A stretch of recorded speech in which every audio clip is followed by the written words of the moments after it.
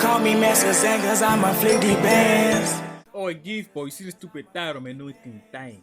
Let's get chill. After his girlfriend falls in love with another man, a cartoonist begins to explore transactional intimacy, which gradually redefines his views on relationships. One peaceful morning in 1999, Chester wakes up next to his girlfriend, Sunny, when she suddenly admits that she's falling in love with someone else. Though shocked and hurt, he continues to express his love towards her, even supporting her idea of openness in their relationship. You dumb as hell, boy. Ultimately, the couple mutually decides to remain living together, despite the new situation, rather than breaking up. Following this, they transition into their routines, with Chester, a cartoonist, working on illustrations for his book in their basement, while Sunny starts her day as a host for a music video channel.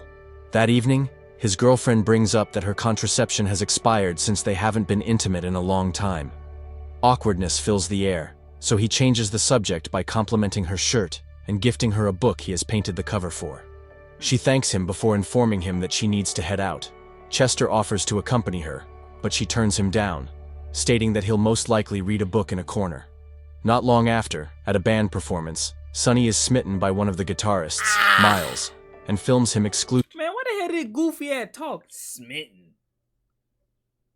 Bro, she falls in love with she sees a dude and she's like the dude is attracted to her. I'm fucking it up. I'm fucking up the explanation.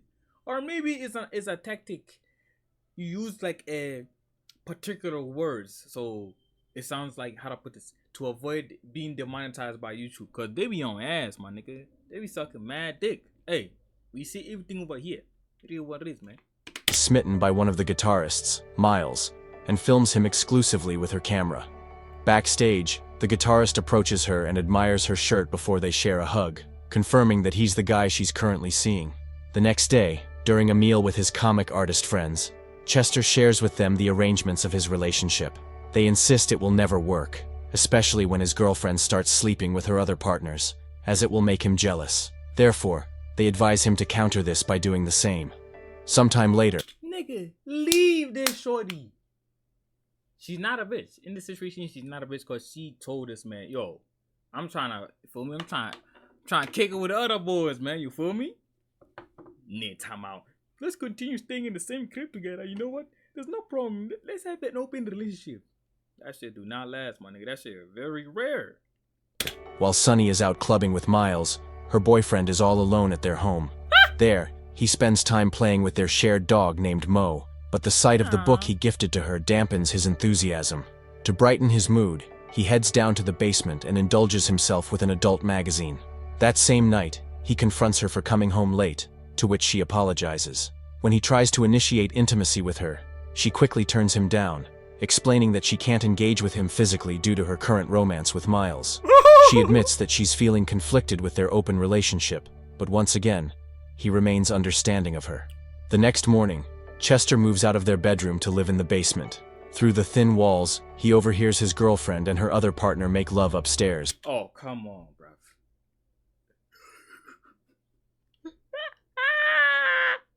Yo, bro, I don't... Hey. I gotta learn to understand that some people, you feel me, they're just... Hey, man, that's their life, you feel me? Because how to put this? Big bruv. My first actual relationship, man, I experienced a lot of things. I ain't never cried in that relationship, and I'm not trying to flex this and that. Let me put it like this. There's a character. This goofball doesn't know nothing about the relationships or this and that, the manipulation of people, this and that. Yeah, you, like, the goofball has heard, like, yo, people be doing these certain things in relationships, or they be doing people, like, there's people that be hurting other people, whatever, yeah, all that. It's not like I was a completely dumb and shit. The fuck? No. Same time, it's like, I made it what it is. Fuck it. Damn. Shawty not really fucking with... Nah. Shawty fuck with a nigga heavy. Like crazy. But then why she doing this to the boy, man? The hell I do? Man. Alright. Caught her little dumbass. Nigga cried cause I called her. Nigga cried cause I caught her. Now on something like, oh, I did it because... No. The nigga... I think it's on something like... she surprised. She was scared that I caught her.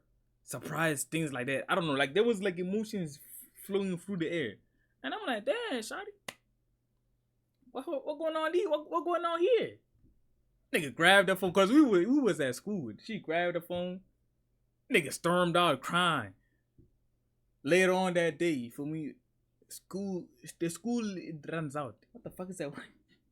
Bro, it's after school, bro. She go home, I go home. I get called up. Her cousin called me out talking about, yo, what's going on, man? She crying. She locked herself in the room, whatever. What's going on? Shit, I don't know. Ask her, nigga. At the same time, let me put it like this. I don't understand, like, why the fuck this nigga crying? Ain't I supposed to be that one crying? At the same time, it's like this. A nigga was not tapped in. I was not very educated in certain things, whatever. I was not, how do I put this? How do they say it? Street smart regarding how people be moving. You gotta watch out for this, and that. So yeah, I was literally, you could basically say I was a virgin. I was not very educated about nothing. Aren't I supposed to be the one to be crying? The person that is advanced, that know everything, cause she ain't gonna lie, her mentality is much higher than mine. IQ is much higher than me. So it's like, damn. To this day, I don't understand why the nigga cried. Or why niggas be out here crying when they get caught cheating. Like, what the fuck? Ain't the person that caught you the person that you cheating on supposed to be the one crying? Like, I'll never understood that shit. Hey, you could probably say, hey, niggas are built different. Yeah, niggas do stupid shit. But then when they get caught, like, they regret it. But they still continue. It doesn't make sense. That shit goofy status, bro. Shit, it was real, man. This makes him jealous, but he tries to calm himself. So it's like me saying all this is like, bruv, this nigga grown as hell, my nigga. Don't they be say, oh, if you're older, you're much more mature, you're much more like knowledgeable about certain things. This nigga moving like a goofy. So yeah, man, that shit doesn't really work, man. It was enough to, like, how to put this. That old saying of like, yo, as you get older, you will understand certain things, this and that, man. That shit a lie, bro. Nigga, I'm 24. I still don't understand. They're talking about, oh, as you get older, it will all make sense. Man, some of the things still don't make sense. It's just some like delusions, or like just sayings people tell other people so they can just move on in life. Hey, they work. But some of these should be lies, my nigga. This whole thing of like, if you're older, you're much more smart. That shit is a lie, my nigga. It depends. By taking a deep breath and immersing himself in a book. The following day, at the comic convention, he opens up to his friend, Kane, about the mess from yesterday. Rather than admitting jealousy, he insists that the experience empowered him to defeat a negative aspect of himself. Later, he checks in on his other friend, Laura, who's feeling down because no one came to her book signing. She expresses her envy, knowing that Mandy Mullins. You see? Now that right there is where I can see. I have sympathy for her. Like, damn, that's sad. This nigga. Get the fuck on my face. Get the fuck out of my face, big brother. An adult model who's feeling down because no one came to her book signing. She expresses her envy, knowing that Mandy Mullins, an adult model, has longer lines of fans than she does. Chester's friend urges him to take a picture with the model after hearing that he knows her, but he refuses, reasoning that he isn't desperate to spend money just for a hug. Instead, hey, at least he's not that dumb or retarded. But he refuses, reasoning that he isn't desperate to spend money just for a hug. Instead, he buys his friend's book and urges her to sign it.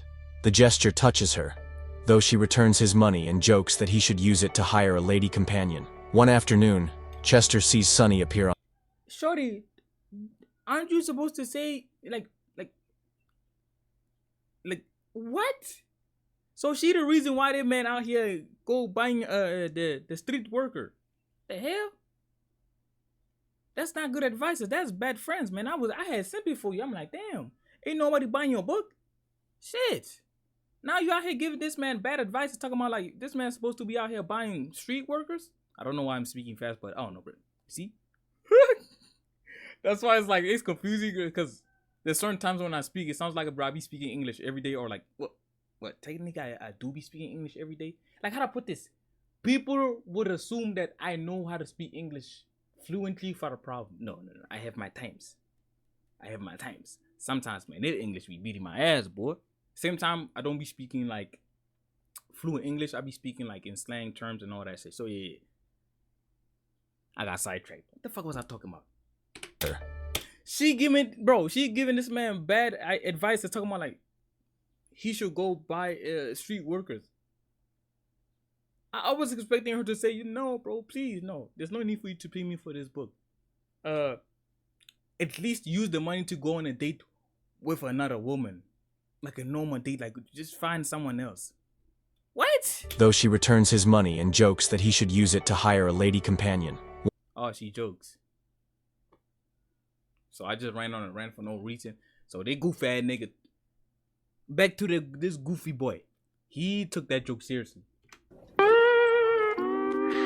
One afternoon, Chester sees Sonny appear on screen, hosting a channel. Unable to bear it, he immediately turns the TV off and retreats to the basement. He then spends time with himself, imagining an intimate moment with Mandy Moulins. At first, he feels an immense delight, but his mood turns sour when Miles's voice echoes in his mind.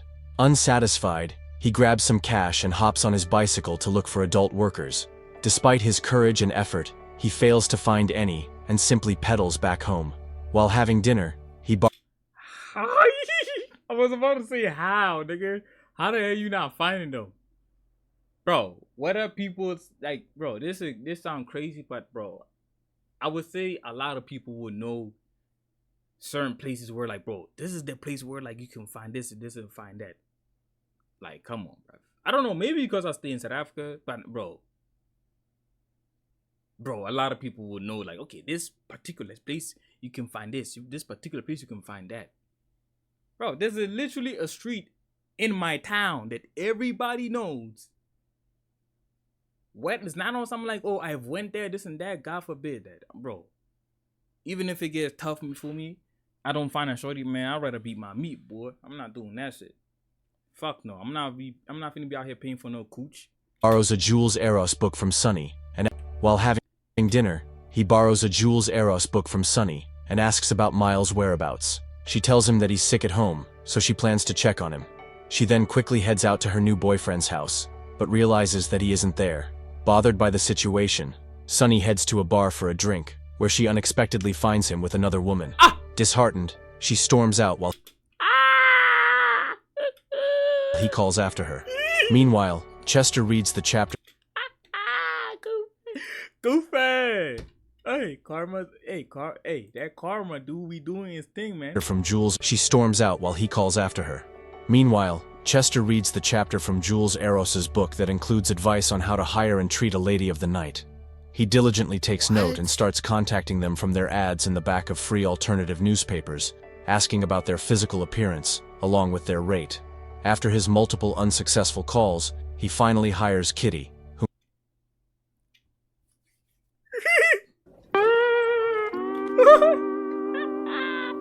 I don't have no other sound that's like, I don't know how to put this. Like freaky, like that. Like I don't know, bro. Like you know them like them sitcoms type of sounds. I don't have those type of sounds. The only thing I have is like, let me see. That's the only shit I got. Along with their rate. After his multiple unsuccessful calls, he finally hires Kitty, whom he meets the next day. She looked decent, and that I don't know. It just remind me of like I heard. Nah, my homies, man. My homies. Obviously, you don't know who my homies are. I got a lot of friends. I think I do. I don't know. Bro, I've heard niggas talking about like, I ain't gonna lie, bruv. Hey, man, these days it's hard finding like a loyal shorty. Shit. You find a shorty. It's not something like it's sad like to find a shorty like, well, it is that, but they sing what they sing. Like, what the fuck? How do I say this? Hold on. Let me think before I start speaking. They sing, this how they say it. Hey, man, it's hard to find loyal shorties, alright? So, fuck it.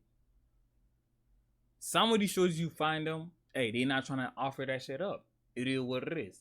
A no is a no. Do not force those shorties, man. Y'all weird ass nigga. A no is a no, man.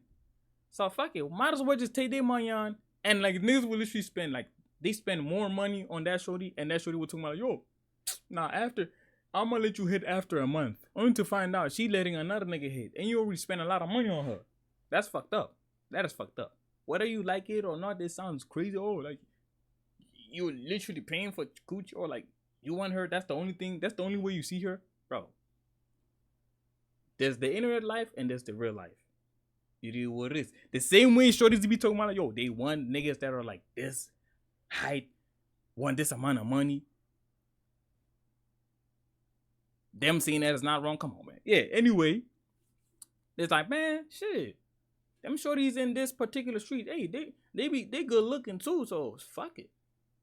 Instead of like spending this amount, instead of spending a band on this shorty, you don't even know whether she finna let you hit.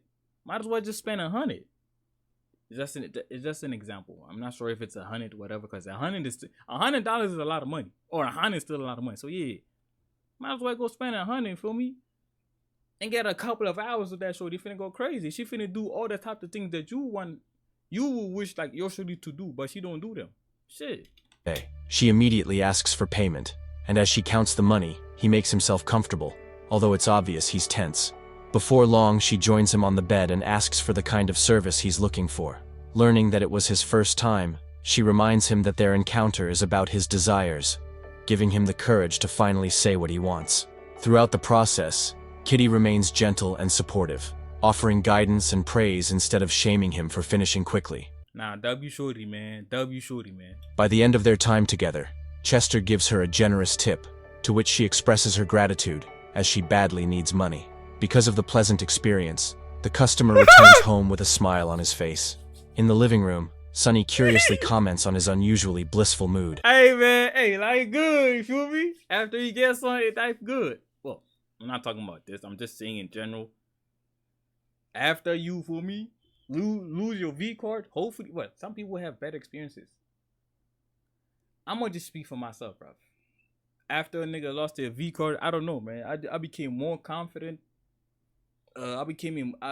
Everybody started moving different. Not on something like, oh, I started getting more bitches. No, I'm bitchless. I'm not a nigga that has multiple shorties. I prefer dating one shorty.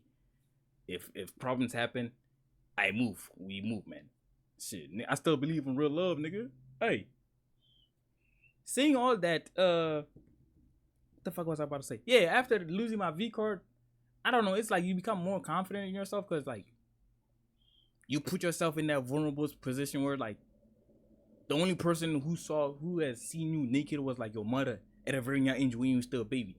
Now another person saw you naked and like, for me, doing a very big thing. A very big thing. Now it's normalized. Hey man, we're living in different times. Back then it was a big thing. Nigga, kissing a girl was the biggest thing back then. So it's like, yeah, feel me? Yeah. After doing that, it's like, damn. You started caring. I could say I started caring more about myself. Not giving a fuck of what other people will say about me. Loving myself even more. Like, shit. An ugly nigga got some, nigga. And it was like, I got that shit for my shorty at that time. And she looked good. Like, damn. So they do be not lying when they say, hey, man, if you're chopped, you gotta be, at least you gotta have a personality or be funny. Or like, there's still a chance you can get like, for me, a W shorty, whatever, all that type of shit. Yeah. As long as you're still alive, man. A lot of things are still possible. That's how I'll be moving. Big GMD, get money or die trying. That's my shit right there. Without inhibitions, her partner admits to paying for intimacy, much to her surprise. When she asks why he did it, he casually replies that he's exploring other means of intimacy, without having to commit to a relationship. She gonna get mad. This leaves her baffled, yet she remains supportive of him. Yeah! At least the nigga didn't fuck that shorty in the same crib and you was in the other room. You did that shit. Yo, bruh. Let me clarify, niggas do not hate females, because the minute niggas start saying this and that, bro, I'm not a new nigga, bro. I've been living on this planet for years. I'm in a way old school to new school, but I'm in the middle. I'm 24. So all that shit of like this and that, yo, bro, I'm not no sensitive ass nigga, my nigga. Niggas on the internet are too sensitive. People are too sensitive. Hey, sometimes you gotta say how it is, man. Whether you like it or not. If you don't like it, just obviously remove yourself from that situation. Or like, if you see something you don't like, Why don't you just remove it from your face? Simple as that, bruv. only asking him never to bring his conquests into their house. What? Then, she confides that she ended her relationship with Miles, prompting him to comfort her. A year later, the pair remains in a good platonic relationship, though Sunny has since moved on with a new boyfriend named Carl. Chester, on the other hand, continues browsing magazines and websites to hire ladies, and he eventually finds Anne. The following day, he meets her at her place to make love. After being intimate, they lie in bed and share a tender moment, talking about their work and his comics. One night in the basement, Chester suddenly overhears an argument between Sunny and Carl.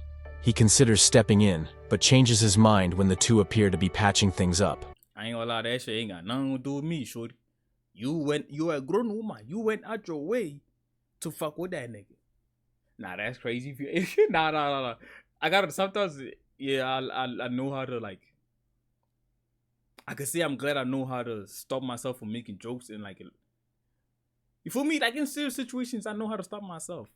Cause bro, if the nigga start putting hands on her, man, I can't just sit and say, oh, and it ain't not my business, ain't not my business. Man, hella stupid ass finna get her ass beat. I can't do that. I'm finna be like regret and all that type of shit. What's out of ways? Yeah. The next morning, And it's not even something like, again, it's not just only regret or I'm finna be like regretting that I didn't help her. It's fucked up, bro. If you see a nigga putting their hands on a female, you should do something about it. Yeah, sometimes it's better to mind your business because it could be like, something like them toxic relationships because they do this shit every time. comic artist vents to it, but changes his mind when the two appear to be patching things up. The next morning, the comic artist vents to his friends about how unpleasant it was to listen to the quarrel between his ex-girlfriend and her new man. Laura says that Sunny is blinded by Carl's good Ex-girlfriend, why the hell they live in the same crib? Bruv. looks, not realizing that he's a terrible person. Then, Kane shifts the conversation by criticizing what? her new man. Laura says that Sunny is blinded by Carl's good looks, not realizing that he's a terrible person. I thought she was saying this guy is a terrible person. Wait, hold on. I'm unplugging my phone. Then, Kane shifts the conversation by criticizing Chester's choice of companion, considering their age gap. In defense, he highlights her gentle nature and mentions that he gifted her a copy of his latest comic as a thoughtful gesture. His friend immediately questions him upon hearing his way of treating his paid companions, but he explains that getting to know each other makes the experience more intimate rather than cold. Shit, nigga, you pay for the service. Might as well chill with the shorty. What's wrong with that? Scoffing, They're still humans. What the fuck? Kane fires back that if that's what he explains that getting to know each other makes the experience more intimate rather than cold. Scoffing, Kane fires back that if that's what he wants, he'd be better off getting an actual girlfriend. Later, in Anne's place, the patron remembers his previous conversation with his friends, so he remains quiet throughout his time with his conquest. The worried worker notices the change in his behavior, prompting her to refer him to her colleague, Amanda. This leads him to book a schedule with the new woman, only to discover that she's strict. Before engaging in intimacy, she narrates a set of rules and meticulously inspects his private part. Sometime after, Chester heads to Anne's place for another appointment, only to find Amanda hurriedly packing. She explains that the police raided their place, worrying the patron. Before she leaves, he asks her if she can pass along his payment to her colleague. On the other hand, Sunny takes a bath with Carl in their house. Noticing that he's dozing off, she playfully grabs her water gun and sprays him. This, however, angers him, so he storms out of the bathroom, leaving the woman stunned. I'm laughing because, hey, bro, that'll probably be some shit that'll piss me off too. I ain't gonna lie. It's like it's either two ways. I get mad or like I play with her too or whatever.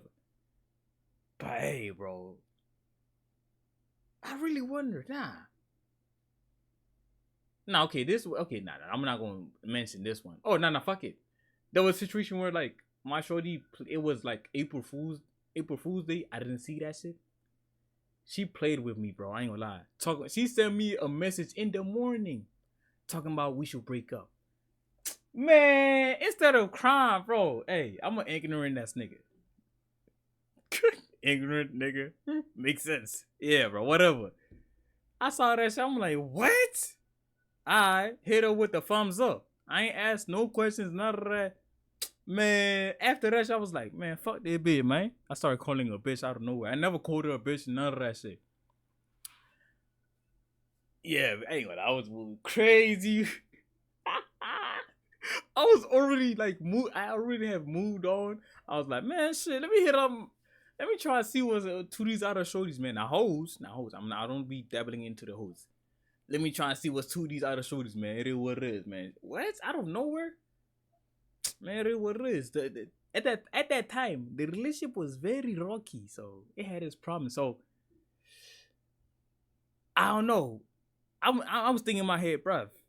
After I found out that she was pranking me, I was more on some like, bro, she know our relationship is very rocky. She can't be playing those type of games. At the same time, because I really fucked with her playing like that, I didn't really rock with it. There could have been other things she could have done or said. But nah, that one, I ain't gonna lie, that shit pissed me off, bro. She realized that shit after that, she never did nothing like that. Don't play with me, man. If I fuck with you and you hear me out with them shits, hey, I'm not even a fan of the pranks or anything like that. Like, there's certain things you do, like, oh, I'm chilling, then you scare me, oh, like shit like that. Normal, I bet. But, bro, yeah, man, I get angry easily. A lot of shit piss me off easily, so yeah. That's why I'm like, I would have probably got pissed off too, but I could say the current me, I hope, I don't know, bro. I don't even know. I could say I'm much more happier right now, or like, I'm not negative as I was back then, or I don't get pissed off easily. Only to find out I'm lying, I still get pissed off easily, but yeah. Upon Chester's return home, he sees their place wrecked, with his ex sitting on the floor. What? Through tears, she recounts that Carl dumped her after a fight. The man gently reassures. You see? And they be talking about, I gotta learn how to control my emotions. Yo, niggas like these are the ones that need to be told that. Why are you trashing the crib? Bro, from this shit, bro, man, her ass gotta move out, or I gotta move out, man. Hell nah. Her that it was through tears, she recounts that Carl dumped her after a fight. The man gently reassures her that it was probably for the best. Despite her miserable state, the woman still shows up to work later on. However, the situation leaves her lethargic and absent-minded enough for her co-workers to worry. Not long after, Chester meets another lady of the night named Tina, who's attracted. Alright, it's choppy as hell, man. Chips. Not long after, Chester meets another lady of the night named Tina, whose attractive appearance in her magazine ad enticed him. At her place, his anticipation turns to regret the moment he sees that she looks different from her photo, leading him to end their encounter. Just as he's leaving, he comes across a group of women having a heartfelt conversation in another room. Taking this chance, he picks another lady, Angelina, to spend the night with him. Unlike the fuck? His previous partners, he fails to share a tender moment with her, as she remains silent due to her inability to speak English. Back home, he casually shares his latest encounter with Sunny, which prompts her to ask him why he chooses younger women. He replies that his chances of finding attractive women are higher that way, leading his ex-girlfriend to feel insulted. The next day, Chester... His ex-girlfriend. You see? Like, bro, that shorty was the one that initiated this thing. And let me clarify again, it's not about the gender, this and that. Even I be confused when dudes be literally having multiple shorties. Yo, doing their main shorty dirty, man. Dirty. Yo, nigga, I'm not promoting that shit, bruv. It's not about gender over here, man. We flame and we get mad at everybody equally. If you do some stupid shit, I'm gonna get mad at you, regardless of your gender or whatever we got going on. They be having, like, bro, a lot of shorties, and they be like cheating on their main girlfriend. But the minute their main girlfriend start cheat on them, or they get cheated on, niggas start crashing, now crying, all that. It's like, bruv, nigga, you was doing this, you was doing all those type of things to her for years. She was crying, she even lost weight because of you. Man, bro, to this day, I never understand that shit, bruv. Niggas will do bad things to other people, but the minute other people do bad things to them, it's like, I don't know, it's like we gotta have sympathy for them boys. Like, what? Dines with his friend when leading his ex-girlfriend to feel insulted. Eat dick. The next day, Chester dines with his friend when they press him regarding his lifestyle. They believe he should have pursued a girlfriend instead of sleeping around. Yeah, I still be seeing that, like, bro, Why the hell you not trying to find a shorty, man? He sternly tells them that a monogamous relationship is a waste of time and is made for insecure people who need constant validation. Years later, in 2002, Sunny nervously practices her script for her first movie. The director, Reed, offers a compliment about her talent to calm her. Meanwhile, Chester continues to meet intimate workers, though he feels unsatisfied with his current lady due to her rehearsed responses and rude attitude. Because of this, he decides to see Angelina again, but is surprised to meet a transgender worker who shares the same name.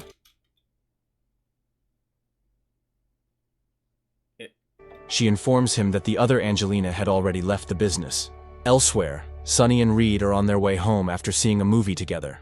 Suddenly, he points out her habit of getting distracted and advises her to stay grounded and wary of who she shares her energy with. Touched by his words, she pulled him in for a passionate kiss, marking the beginning of their romantic relationship. One day, Chester books another lady who's older and less appealing than his previous partners. Annoyed by her tardiness and demanding attitude, he cancels their appointment and heads home. Around the same time, Sunny makes a big decision of her own by quitting her job as a host to pursue a new career.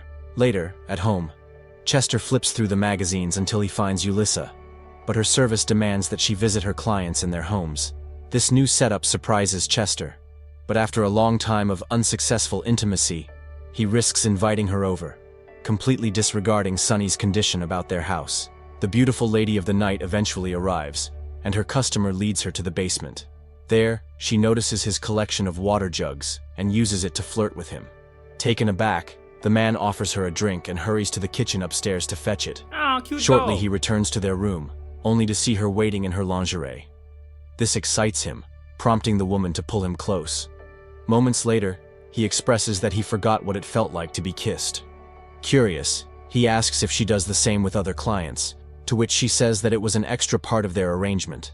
She turns to question him if he has a girlfriend, and he tells her that he doesn't want one. He claims that romantic love isn't good, even comparing it to making a person believe they own one another. Yulissa disagrees, claiming that love is a choice. After sharing their different sentiments on relationships, the woman brings up her admiration for Chester's comic book, saying that she can relate to his stories. Then, she asks him if it was comfortable with her knowing who he truly is. The man simply nods and says that he has nothing to hide. Damn, big brother, why you light ahead in my ear, man? For Chester's comic book, saying that she can relate to his stories. Then, she asks him if it was comfortable with her knowing who he truly is. The man simply nods and says that he has nothing to hide. As the woman prepares to leave later, she comes across Sunny with her new boyfriend. Both women are stunned to see each other until Sunny finally confronts Chester about their deal of never bringing ladies of the night over before walking away. The startled Yulissa then curtly tells Chester that their arrangement will no longer work for her, so she leaves in dismay.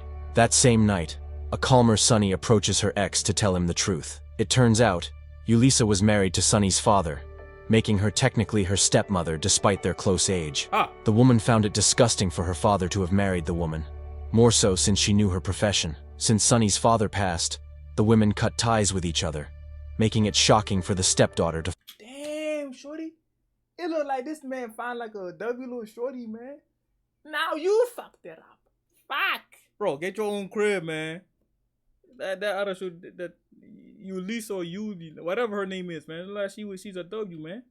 Or just an act, or probably she's probably just putting on an act. find the woman with her ex-boyfriend. Given the situation, Sunny decides that Chester should move out. This will also allow Reed to move in with her as their relationship is getting serious. Yes. Chester doesn't argue and just moves out the following day. In his new place, his illustrations begin to mirror his current state of mind. Meanwhile, at Sunny's house, Reed replaces a framed illustration of her and Chester, but she places it back, showing that she still values her previous relationship. One rainy afternoon, Chester stumbles upon Yulissa leading an educational tour. Shy, he hides and decides to admire her from afar, but she quickly notices him and calls him out. Soon after, the pair reunites at his place. W's. And despite their connection with Sunny, they spend the day being intimate and rekindling their connection. For the next few days, the man continues to see her for paid intimacy. At one point, while sitting in bed, their conversation drifts toward their interest and life experiences, where Yulissa discloses that she's interested in architecture and morality. She further shares that she got into the industry through university, saying that it helped her feel more confident about herself. Recently, however, No. That statement right there deserved this sound. she decided to downsize her client list, and Wait, didn't I say the same thing? No. I literally said after I lost my V card. I didn't lose my V card to a street worker. I lost my V card to a shorty that fucked with me and she fucked with me. That's better. And I did say after that, it made me more confident. But she talking more like she had to go crazy with random ass ugly niggas, man. Niggas that don't even fuck with her. Niggas that she don't even fuck with them. Like, what? Or like she not doing that. She didn't do like. She not doing the deal with them on some like, how to put this. She actually wanted to do it. She's doing it because of the money. I don't even know how to explain this. Cause you could say she wanted to do it because it increased her fucking confidence, man. Get the fuck on with that shit, bro. teasingly mentions that he made the cut. Hearing this, Chester hands her a copy of his new comic, and the delighted woman enthusiastically asks him to sign it for her using her real name, Denise. The man then asks her why she returned to her profession after her husband died, and she simply replies that she enjoys her freedom to do what she pleases while making money. The next day, Get your money, man. at a comic convention, Chester, Kane, and Cecile congratulate Laura on her successful comic release. Just then, they see that Mandy Moulins, now with her husband and daughter, is still making appearances at the convention. Recalling Is she a corn star and she got a family? That's bad, family. God bless that child and protect her, cause if her mother is a corn star, man, they finna be flaming her ass in school, boy. how the idea of being with her inspired him years ago, Chester briefly approaches the alluring woman and thanks her for being a big part of his life before leaving to meet Denise. Shortly after, the pair are recuperating from the deed when Denise reveals that she's quitting her job to explore other careers and return to school. Though happy with her decision, Chester suddenly proposes the idea of becoming her only client, but she's unsure of it. Meanwhile, Sonny calls Reed to make a sudden trip to Costa. Hey, shorty, that's nice, man. That's cool. You trying to you actually trying to pursue like education and all that. That's kind of cool. But can I please? Can we still continue doing this? I'm not really sure. Fuck. No. Hey, you got like in that situation, you can't show that you're sad. It's just like, damn. Hey, that's okay. You feel me? If you don't want to do it, if you don't want to do it, you ain't gotta do it. I'm not trying to force you. Fuck. Costa Rica with her to see the sloths. After watching the animals Hold on. Gotta do something real quick. on her television all day, Wait. though happy with her decision. Fuck it. Meanwhile, Sonny calls Reed to make a sudden trip to Costa Rica with her to see the sloths. After watching the animals on her television all day, she convinces herself that spending time with them will bring her much-needed solitude. She manages to talk her boyfriend into it, and the two immediately book a flight. Upon arriving at their destination, the couple sunbathes to the relaxing sound of the ocean and the birds around them. Sonny expresses that it's a perfect moment she had always dreamed of. Unfortunately, Reed admits that he's falling in love with someone else, completely shocking her. Back in her house, This dumbass nigga, why would you... I'm thinking more like this, bro. You tell this short, like imagine telling that other person, like it's fucked up already. And you're trying to be honest with that person. But bruv, y'all literally in another country or another place. And y'all gonna be together for a minute. Bro, you talking about, yo, there's not a person. I just wanted to tell you why y'all niggas are on a fucking holiday or honeymoon. Come on, bro. It's gonna be awkward. Imagine y'all booked the trip for like a week and there's no going back, or like there's no, like it's paid for. If y'all want to go back, y'all have to wait that week. Like, bro, what is this guy doing? Y'all could have went back, you feel me? Set her down at y'all crib, whatever, back home. Then that's when you tell her. That's effed up, bro. a heartbroken It's effed up not telling her what's going on. Same time, it's effed up, like, yeah, man, yeah. Reed admits that he's falling in love with someone else, completely shocking her. Back in her house, a heartbroken Sunny pours her feelings out to Suzo, who advises her to take a break from relationships and start focusing on herself. Eventually, the somber woman considers her words, so she asks her friend to hire her in her new production company, to which her friend agrees without hesitation. Following a period of time, Shit, nigga, hire me too, man. I need some money. Chester and Denise settle into an exclusive arrangement, seeing only each other for paid companionship and intimacy. At one point, she agrees to let him include her as a character in his new book about his experiences with paid encounters, on the condition that he reveal as few details about her as possible. On the other hand, Sunny lives alone and is going through another heartbreak due to the loss of Mo. Once her ex Wait, who's Mo? and is going through Who is Mo? Big bro, you forgot to provide context. Who the hell is Mo? another heartbreak due to the loss of Mo. Hey, RIP, man. I don't know who Mo is. Or maybe that dog? Oh, doggy. Man, RIP dog, man. Once her ex-boyfriend hears about the news, he Hello? What the? Big brother. Hold on. Let me check on. Hold on. What? I'm gonna be back, bro, because I don't know why the video cut there. Well, I just confirmed. Yeah, I'm not the only one. The video on the YouTube actually ended just like that. So, damn, bro, this was a this was a decent little video. I ain't gonna lie, bro. Or yeah, video or story, movie, whatever. Yeah, man. Anyway, I'ma see y'all boys. Monday, yeah. Monday. I'ma see y'all boys Monday, man. Shit. Hey, enjoy y'all boys weekend. And I'm gone, bruh. So Illuminati. Call me Master Zen, cause I'm a flick the bands.